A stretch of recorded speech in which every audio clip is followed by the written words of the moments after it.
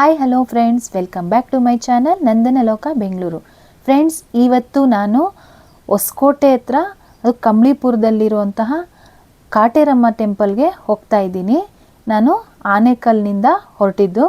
ಬೆಳಗಿನ ಜಾವ ಸುಮಾರು 6:15ಗೆ ನಾನು ಆನೇಕಲ್ ಬಿಟ್ಟಿದ್ದು. ಅತ್ತಿಬೆಲೆಗೆ ರೀಚ್ ಆಗೋಷ್ಟರಲ್ಲಿ 6:15 ಆಯಿತು. ನನಗೆ ಆನೇಕಲ್ಲಿಂದ ಹೊಸಕೋಟೆಗೆ ಡೈರೆಕ್ಟ್ ಬಸ್ ಸಿಗಲಿಲ್ಲ. ಸೊ ಅದರಿಂದ ನಾನು ಆನೇಕಲ್ಲಿಂದ ಅತ್ತಿಬೆಲೆಗೆ ಬಂದು ಅಲ್ಲಿಂದ ಹೊಸಕೋಟೆ ಬಸ್ ಹತ್ತಿ ಮತ್ತೆ ಹೊಸಕೋಟೆಯಿಂದ ಕಂಬಳಿಪುರಕ್ಕೆ ಹೋಗಬೇಕು. ಅತ್ತಿಬೆಲೆಗೆ ಬಂದಿದ ತಕ್ಷಣ ಬಸ್ಸು ರೆಡಿ ಇತ್ತು, ಬಸ್ ಹತ್ತಿದ್ವಿ. ನೆಕ್ಸ್ಟ್ ಅಲ್ಲಿ ಒಂದು 15 ಮಿನಿಟ್ಸ್ ಆದಮೇಲೆ ಬಸ್ಸು ಮೂವ್ ಆಯಿತು. ಅತ್ತಿಬೆಲೆಯಿಂದ ಹೊರಟು ಸರ್ಜಾಪುರ, ದೊಮ್ಸಂದ್ರ, ವರ್ತೂರು, ವೈಟ್ಫೀಲ್ಡು, ಕಾಡ್ಗೋಡಿ, ನಂತರ ಹೊಸಕೋಟೆ, ಈ ರೂಟಲ್ಲಿ ನಾವು ಹೊಸಕೋಟೆ ತಲುಪಿದ್ದು. ಆನೇಕಲ್ನಿಂದ ಹೊಸಕೋಟೆಗೆ 51.5 ಕಿಲೋಮೀಟರ್ ಆಗುತ್ತೆ. ನೀವೇನಾದರೂ ಬೆಂಗಳೂರಿಂದ ಬರಬೇಕಂದ್ರೆ ಬೆಂಗಳೂರು ಟು ಹೊಸಕೋಟೆ 30 ಕಿಲೋಮೀಟ್ರ್ ಆಗುತ್ತೆ. ನೀವೇನಾದರೂ ಮೆಜೆಸ್ಟಿಕ್ನಿಂದ ಬರೋದಾದರೆ BMTC ಹತ್ತಿದ್ರೆ ನಿಮಗೆ ಹೊಸಕೋಟೆಗೆ ಸ್ಟಾಪ್ ಇದೆ.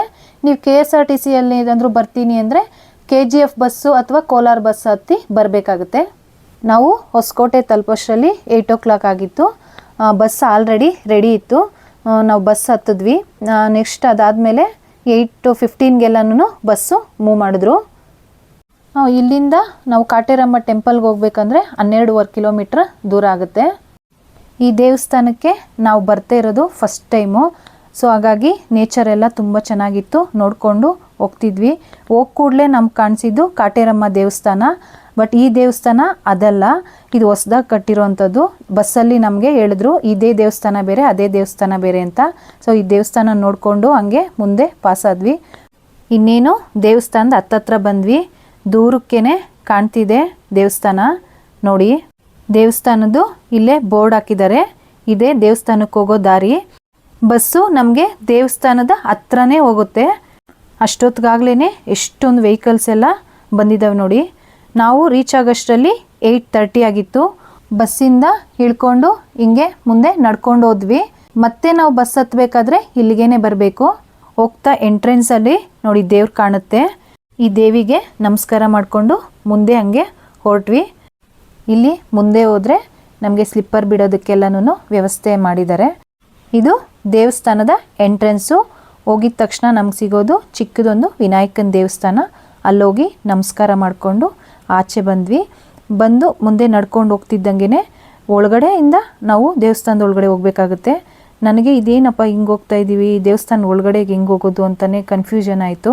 ಸೊ ಎಲ್ಲರೂ ಹೋಗ್ತಿದ್ರು ಮುಂದೆ ನಡ್ಕೊಂಡು, ಅವ್ರು ನೋಡಿಕೊಂಡು ನಾವು ಹಿಂದೆ ಹೋಗ್ತಾ ಇದ್ವಿ.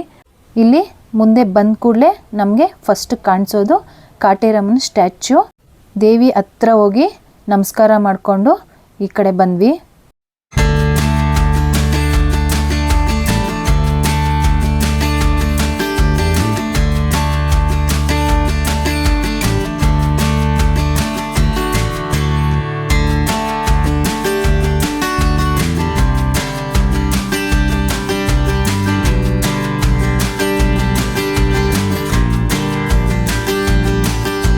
ಇಲ್ಲಿ ಕಾಟೇರಮ್ಮನ ಸ್ಟ್ಯಾಚ್ಯೂ ಮುಂದೆ ನಿಂಬೆಹಣ್ಣಲ್ಲಿ ದೃಷ್ಟಿ ತೆಗೆಸ್ಕೊತಿದ್ರು. ದೃಷ್ಟಿ ಏನಾದರೂ ಆಗಿದ್ರೆ ಇಲ್ಲಿ ನಿಂಬೆಹಣ್ಣಲ್ಲಿ ದೃಷ್ಟಿ ತೆಗಿತಾರೆ. ಯಾರು ಬೇಕಾದರೂ ದೃಷ್ಟಿ ತೆಗೆಸ್ಕೋಬೋದು ಇಲ್ಲಿ.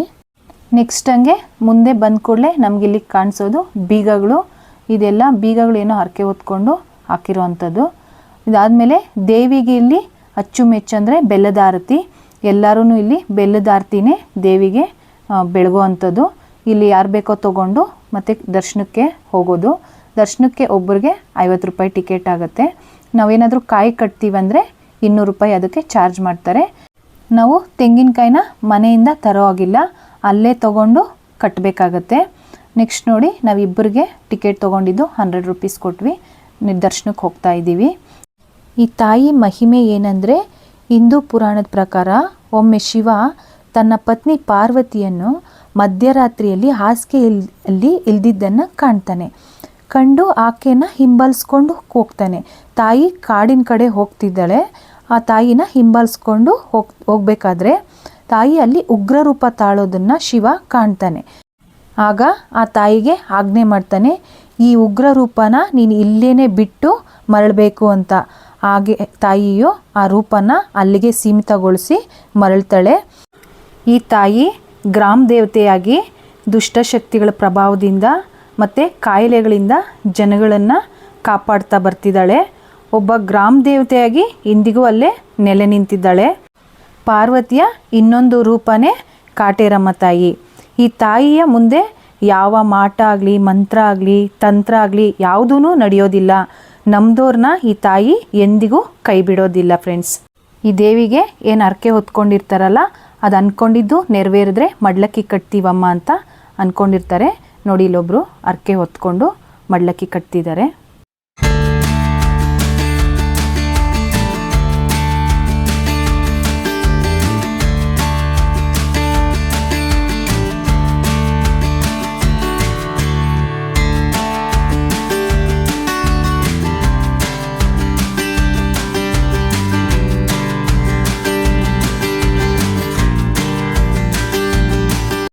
ದೇವ್ರ ದರ್ಶನ ಮುಗಿಸ್ಕೊಂಡು ಮುಂದೆ ಬಂದ್ವಿ. ಇಲ್ಲಿ ಕಾಯಿನ್ ತೊಗೊಂಡು ದೇವ್ರದ ಹಿಂಭಾಗದಲ್ಲಿ ನಾವೇನಾದರೂ ಮನಸ್ಸಲ್ಲಿ ನೆನೆಸ್ಕೊಂಡು ಅಂಟಿಸಿದ್ರೆ ಅದು ಅಂಟ್ಕೊಂಡ್ರೆ ನಾವು ಅಂದ್ಕೊಂಡಿದ್ದಾಗುತ್ತೆ ಅಂತ. ನೆಕ್ಸ್ಟು ಇದಾದಮೇಲೆ ಮುಂದೆ ಬರ್ತಿದ್ದಂಗೆ ದೇವ್ರದ್ದು ದಾರ ಕಟ್ತಿದ್ರು, ಕೈಗೆಲ್ಲ ಕಟ್ಟಿಸ್ಕೊತಿದ್ರು. ಇದನ್ನು ಮುಗಿಸ್ಕೊಂಡು ಈಚೆ ಬಂದ್ವಿ. ಇಲ್ಲಿ ಒಂದು ಮರಕ್ಕೆ ತೊಟ್ಲುಗಳನ್ನು ಕಟ್ಟಿದ್ದಾರೆ. ಮಕ್ಕಳಾಗದೇ ಇದ್ದರೆ ಈ ತೊಟ್ಲು ಈ ಥರ ಕಟ್ಟಿದ್ರೆ ಮಕ್ಕಳಾಗ್ತವೆ ಅನ್ನೋದು ನಂಬಿಕೆ. ಇಲ್ಲಿ ದೇವಿದು ದಾರಗಳು ಮತ್ತು ಫೋಟೋಗಳು ಮತ್ತು ದೃಷ್ಟಿಗೆ ಏನಾದರೂ ಮನೆಗೆ ಕಟ್ಟಬೇಕಾಗಿದ್ರೆ ಆ ಥರದ ವಸ್ತುಗಳೆಲ್ಲನೂ ಇಲ್ಲಿ ಸಿಗ್ತವೆ. ಇಲ್ಲಿ ತಡೆಕಾಯಿ ಅಂದರೆ ತೆಂಗಿನಕಾಯಿನ ದೃಷ್ಟಿ ತೆಗೆಸ್ಕೊಂಡು ಹೊಡಿತಾರೆ.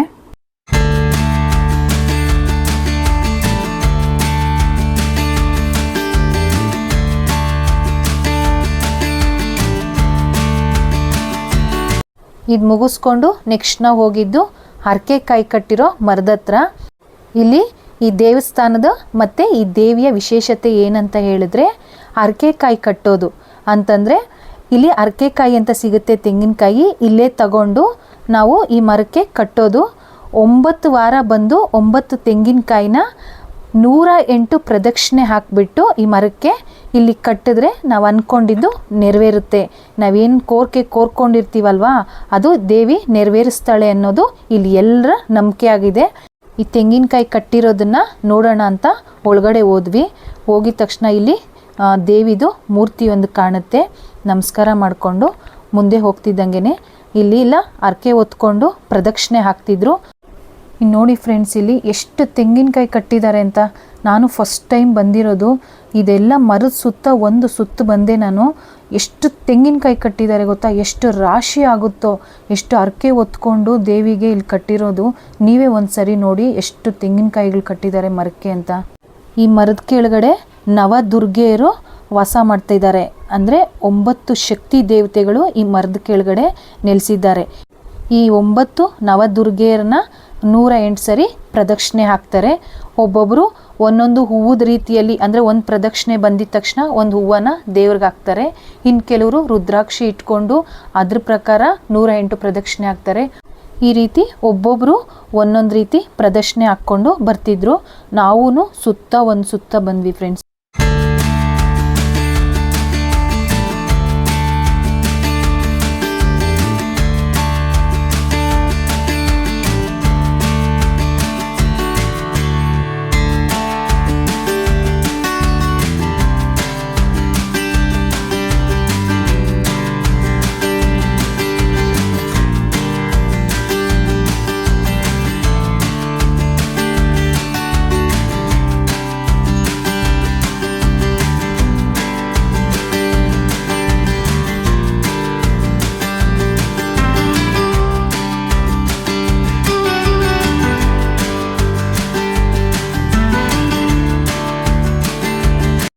ಈ ದೇವಸ್ಥಾನ ಹತ್ರ ಗೋಶಾಲೆನೂ ಇದೆ. ನೋಡೋಣ ಅಂತ ಹೋದ್ವಿ. ಅಲ್ಲೆಲ್ಲ ಕ್ಲೀನ್ ಮಾಡ್ತಾಯಿದ್ರು. ಸರಿ ಅಂತ ಮುಗಿಸ್ಕೊಂಡು ಈ ಕಡೆ ಕೂಡಲೇ ಅನ್ನದಾಸೋಹ ನಡೀತಾ ಇತ್ತು. ಬೆಳಗ್ಗೆ 9 ಗಂಟೆ ಅಷ್ಟರಲ್ಲೇ ನಾವೂ ಪ್ರಸಾದ ಊಟ ಮಾಡೋಣ ಅಂತ ಒಳಗಡೆ ಹೋದ್ವಿ. ಹೋಗ್ದಾಗಲೇ ನಮಗೆ ಪಾಯಸ ಮತ್ತು ಖಾರ ಪೊಂಗಲ್ ಕೊಟ್ಟರು.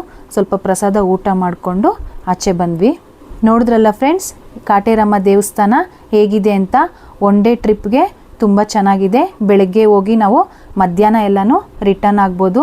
ನೀವು ಒಂದ್ಸರಿ ವಿಸಿಟ್ ಮಾಡಿ. ದೇವಸ್ಥಾನ ತುಂಬ ಚೆನ್ನಾಗಿದೆ. ನನಗಂತೂ ತುಂಬಾ ಇಷ್ಟ ಆಯಿತು. ನಿಮಗೂ ಇಷ್ಟ ಆಗಿದ್ರೆ ಲೈಕ್ ಮಾಡಿ. Thanks for watching friends.